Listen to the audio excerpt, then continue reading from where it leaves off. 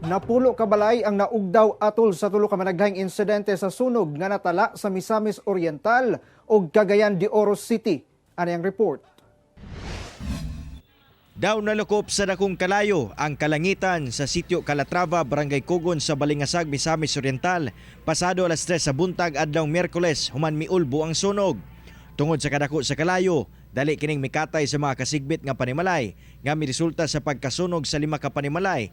Laing tulusab ang partially damaged kung asa 17 ka magbanay nga apektado. Dili moubos ngadto sa kapin 700,000 pesos ang kantidad sa nadamyos atol sa insidente.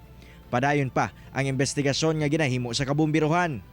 Samtang sa El Salvador City, Misamis Oriental, dakong sunog sab ang miulbo sa Zone 2 Barangay Mulugan adlawng Martes pasado alas 9 sa buntag. Sagad sa mga panimalay kay gama sa light materials, hinungdan paspas nga mikatay ang kalayo nga miresulta sa pagkasunog sa 4 ka panimalay. Sumala sa BFP, moabot nga to sa kapin 1 million pesos ang structural damage sa sunog. Na ay intervention with the community. So dako sag tabang kanang mga simple nga bucket relay sa mga residente, pag-clearing sa mga dalan. Ang pamilyang Labitad, kinsa usa sa mga nasunugan, ang anaa temporaryong nagpuyo sa barangay hall, sanglit wala gyud nahibilin sa ilang kabtangan. Hangyo nila karon sa mga tawong adunay malumong kasing-kasing nga matabangan sila. Kuan man gud si mama man gud kitigbantay ila lola. So wala na siya, wala gitaw sa balay. Pagkaitabo wala gitaw sa balay gid.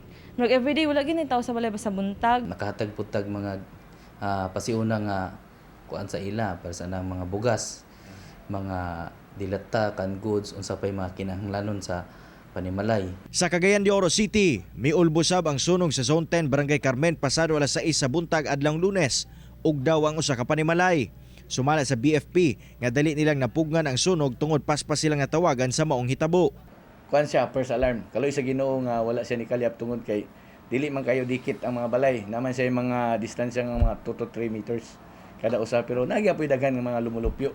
Ako kinigawas ko kay tingala kay gibiti-biti naman god. Nanaon sa kadako naman lagi kalayo di. Tama to kasi kita na ko. Kasi ako magulang po kay tulog pa man po ganing loyo po busy po si Sante.